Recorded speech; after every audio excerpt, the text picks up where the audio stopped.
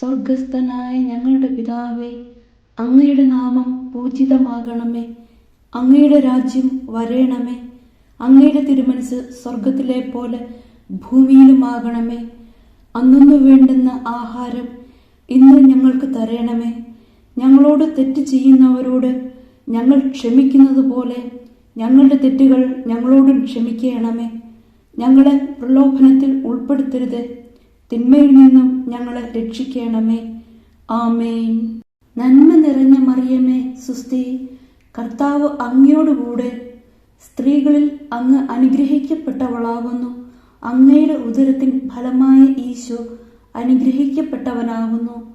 പരിശുദ്ധ മറിയമേ, തമ്പുരാന്റെ അമ്മേ, പാപികളായ ഞങ്ങൾക്ക് വേണ്ടി ഇപ്പോഴും ഞങ്ങളുടെ മരണസമയത്തും തമ്പുരാനോട് അപേക്ഷിക്കണമേ. ആമേൻ.